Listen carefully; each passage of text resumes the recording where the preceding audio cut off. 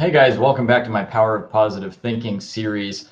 Today I wanted to do something a little bit special since it happens to be election day here in the US, and probably everybody around the rest of the world is watching closely as well. And I know a lot of people are in a state of anxiety or fear or anger as a result of what's happening, and whatever their particular opinion might be. And I'm not going to try to tell you who to vote for or anything like that, but I did want to say a few words on that. Now, just a little bit of background if you haven't been following my Power of Positive Thinking series. This is all about how when you think positively, it results in positive outcomes in your life. It's a book by Dr. Norman Vincent Peale, which I very much recommend. It has a lot of actionable information, a lot of actionable advice in the book, and I'm going through week by week in giving you one piece of that advice. So the quote I want to read for you this week, it says, "Avoid argument, but whenever a negative attitude is expressed, counter with a positive and optimistic opinion." And so I want to make the point that, he's talking about arguing with other people. Well, avoiding arguing with other people. But if other people say, so-and-so won the election, the whole universe is going to explode and everything's going to be horrible, that you can explain, you can be the voice of reason and explain why it's probably not going to be that bad, which it won't. And this is something that is going to be an argument that's going to come up in your own head as well. It's something I want to expand on, is that it's not necessarily talking to other people, but even talking with yourself. When you have those feelings of fear that something horrible is going to happen, or you have those feelings of anger, that you feel angry or hateful towards somebody because they have a different opinion of politics, or who ought to win the election, et cetera, then you can, you have that consciousness of your own inner dialogue, and you can argue back to that part of yourself and say, well, wait a minute, maybe I'm catastrophizing. Maybe it's not really that bad. Maybe I'm not justified in being afraid. Maybe I'm not justified in being angry or hateful toward this person. And I want to say too that if you believe in the words of God, then there's nothing to worry about.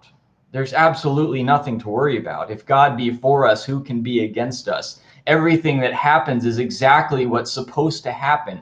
Everything is exactly according to plan. And if you can have that faith, then you don't have to be worried, right? There are a lot of evil people that have been in power over the history of mankind, and a lot of bad things have happened, so to speak. But it's all according to one grand plan for the history of humanity. And we have to realize that this life is not all there is, that there is a much bigger picture, that we are eternal spiritual beings.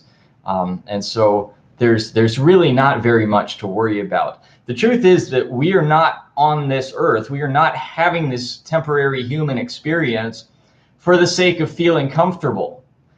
So we're not necessarily going to always have the best president or the best prime minister or the best congressman, and that's okay. That's part of the plan, that we have to go through some adversity in order for us to get our spiritual development. I mean, it's like, I like to compare this lifetime as like a day at the office. You go into the office in the morning, you do your work, and you leave at night. Well, and for one thing, if you conceptualize it that way, then you don't have to be worried about death. Death is just going home from the office. It's just coming home. So you don't have to worry about that. And then the other thing is that when you go to the office, usually you're there to do something, right? You're there to solve a problem, or you're there to make your company better, right? Everybody has some mission at the office, and it's the same thing with our lives. We're not here to eat, drink, and be merry. We're not here to sit by a pool and drink margaritas all the time. We're here to work, right? And some of that work involves adversity. Some of that work involves developing ourselves. Some of that work involves developing the world around us so that it becomes a better place. And so we live in a fallen world where we're not perfect. There's a lot of evil in the world, just like there's a lot of evil in our own hearts. Even the best people in the world, the most righteous people in the world, shall we say, still have some evil in their own hearts. And so we have to accept this. We have to accept that not everything goes according to our plans, but everything goes according to his plans. And so if we can do that, it gives you a ton of peace. It means it lifts the burden of having to worry about things, because you don't. And once you can actually start getting into the habit of recognizing that everything is working for the positive.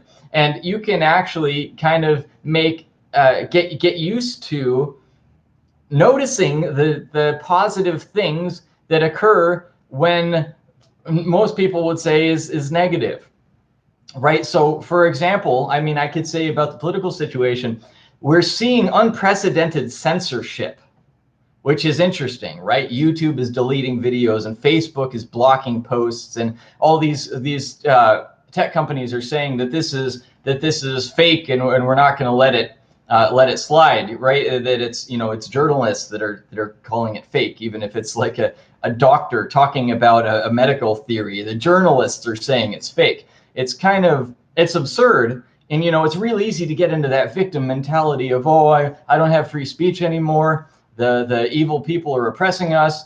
And as true as that may be, on the other hand, you can almost definitely see a positive side to that, can't you?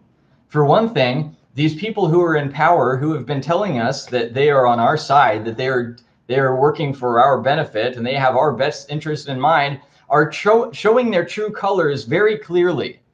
We see that a lot right now, is that people that hid behind a mask of righteousness in the past are really showing their true colors. And so we can navigate in the world a whole lot better if we know where people actually stand. So when the evil people come out, the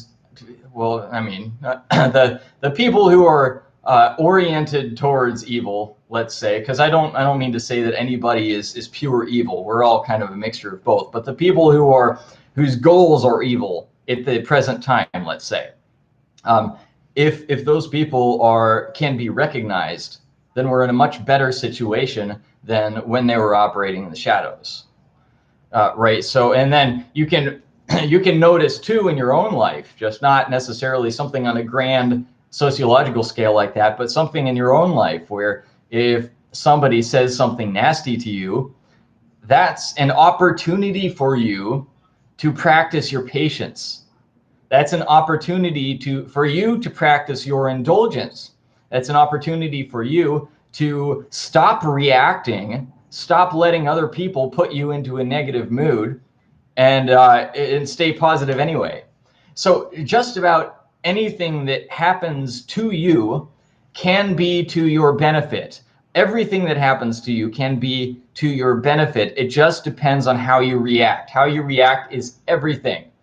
So if somebody insults you, you can react positively, or you can react negatively. And if you get into this habit where you react positively to everything, then you are going to see an amazing transformation in your life. And I know this isn't something that comes naturally, at least not for most people. So it's something that you have to consciously be aware of. You recognize when you see something and you automatically label it as bad, and then recognize that you're labeling it as bad, and then ask yourself, okay, what are the ways that this could actually be good for me?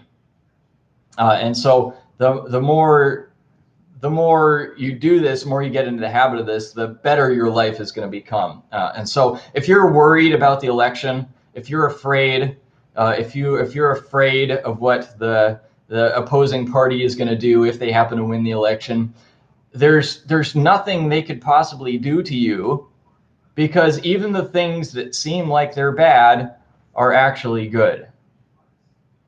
And if you're getting angry at people, then even that is a if you can recognize that, that's an opportunity for your spiritual development. If you're angry at people, usually that attracts negativity towards you. That if you get angry at something, it makes it more likely that that thing is going to repeat itself. And so, excuse me, alarm going off. So yeah, I just lost my train of thought there. But yeah, anyway, so if you're worrying, don't worry, trust God. Everything is going to be just fine. If you have anxiety, take a minute and meditate, calm down, take a walk outside. If you're in Florida, it's beautiful today. You focus on the here and now. Maybe something will happen in the future, but everything is in God's hands. Everything is under control. Everything is going to be just fine. And if you respond to it in a good way, as the Bible says that all things work together for those who do good, it's your choice how you're going to respond to it. And it's your choice whether your external events work to your benefit or to your detriment. So that's all. I hope that's helpful for some of you guys. Have a good night, and I will see you next week.